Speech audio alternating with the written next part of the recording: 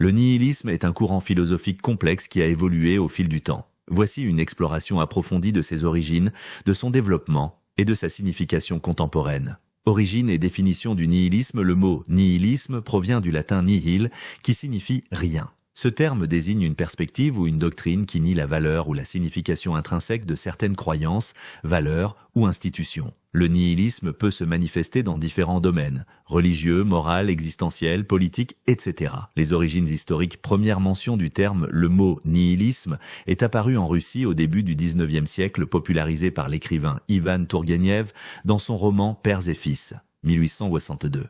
Il y décrivait un type de personnage radical qui rejetait les valeurs traditionnelles et l'autorité. Cependant, en tant qu'idée philosophique, le nihilisme trouve ses racines bien avant cette époque, notamment dans des pensées sceptiques dans la philosophie antique, comme les sophistes ou Pyrrhon d'Hélice. Deuxième précurseur philosophique. En Occident, le nihilisme a été façonné par des critiques des structures religieuses et des valeurs métaphysiques dominantes. Par exemple, David Hume, XVIIIe siècle, en remettant en question la causalité et les fondements de la morale. Arthur Schopenhauer, en montrant que la vie est fondamentalement marquée par la souffrance et le non-sens.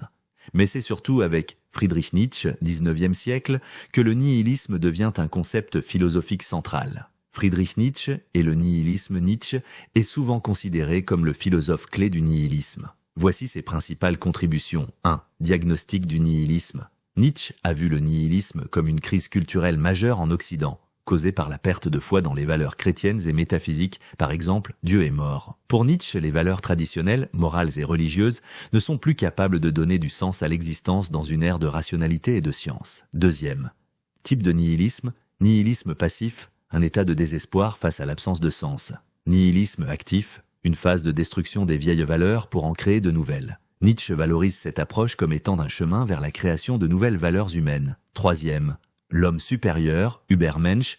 Nietzsche propose un dépassement du nihilisme à travers la création de nouvelles valeurs par des individus capables de donner un sens à leur existence en dehors des dogmes. Courant et interprétation du nihilisme. Le nihilisme a pris plusieurs formes et significations depuis Nietzsche. 1. Nihilisme existentiel.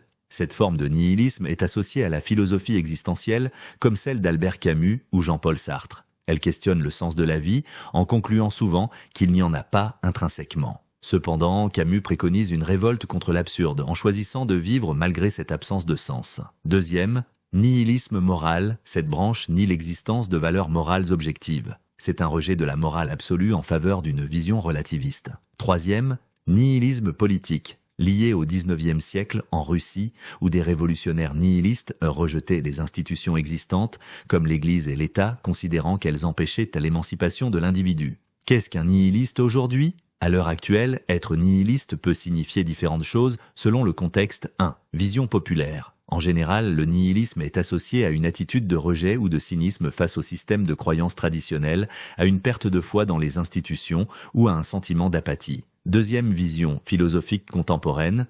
Certains philosophes contemporains, comme Slavoj Žižek, explorent comment le nihilisme peut être une réponse au consumérisme ou à l'individualisme moderne. D'autres voient le nihilisme comme une opportunité de repenser la manière dont nous attribuons du sens à la vie dans un monde où les grands récits, religion, progrès, se sont effondrés. Troisième, nihilisme dans la culture populaire. Le nihilisme est souvent représenté dans les œuvres de fiction, comme le personnage du Joker, ou certaines thématiques de films comme Fight Club, où il incarne une rébellion contre la société ou une absence totale de sens.